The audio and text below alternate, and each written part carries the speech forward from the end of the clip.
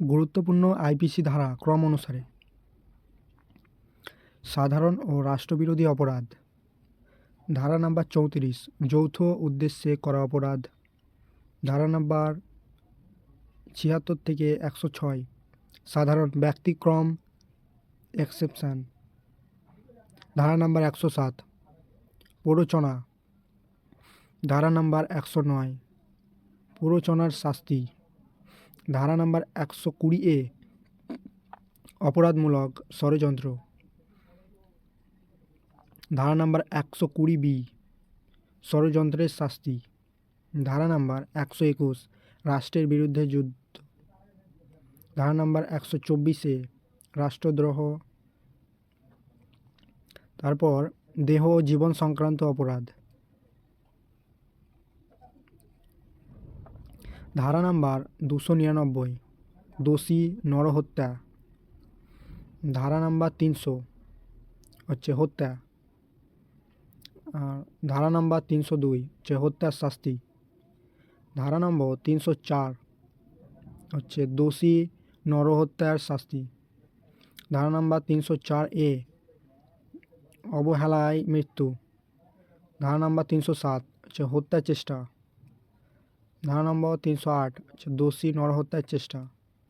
ধারা নম্বর 309 হচ্ছে আত্মহত্যার চেষ্টা।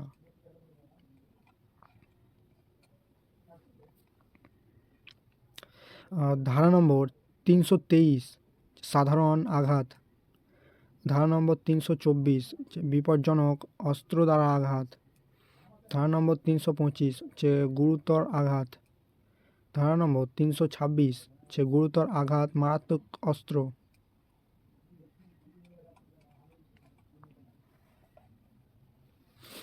যে নারীর বিরুদ্ধে অপরাধ, ধারা নম্বর 354 হচ্ছে নারীর শালীনতা লঙ্ঘন, ধারা নম্বর 354A হচ্ছে যৌন হয়রানি, ধারা নম্বর 354B হচ্ছে কাপড় ছিঁড়ে শালীনতা লঙ্ঘন, যে ধারা নম্বর 354C হচ্ছে উঁকি মারা,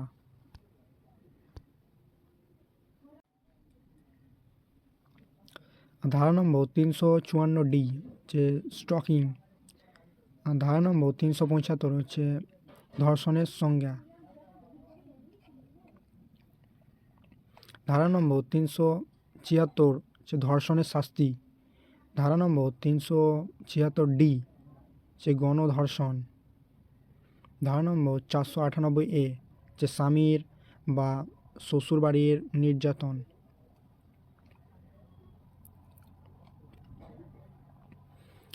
যে অপহরণ ও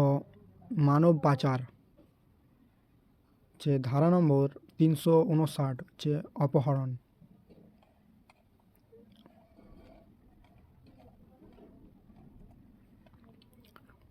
যে ধারা নম্বর 361 হচ্ছে নাবালক অপহরণ, ধারা নম্বর 363 হচ্ছে অপহরণের শাস্তি, ধারা নম্বর 364A হচ্ছে মুক্তিপণের জন্য অপহরণ,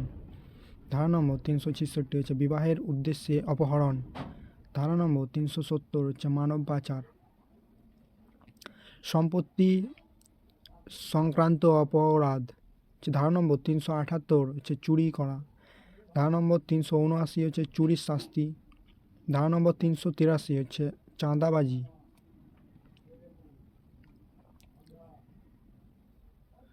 আর ধারা নম্বর 384 হচ্ছে চাঁদাবাজির শাস্তি, ধারা নম্বর 390 হচ্ছে ডাকাতি, ধারা নম্বর 392 হচ্ছে ডাকাতির শাস্তি, আর ধারা নম্বর 395 হচ্ছে দস্যুতা, ধারা নম্বর 397 হচ্ছে মারাত্মক অস্ত্রসহ ডাকাতি, ধারা নম্বর 406 হচ্ছে অপরাধমূলক বিশ্বাসভঙ্গ, ধারা নম্বর 420 হচ্ছে প্রতারণা।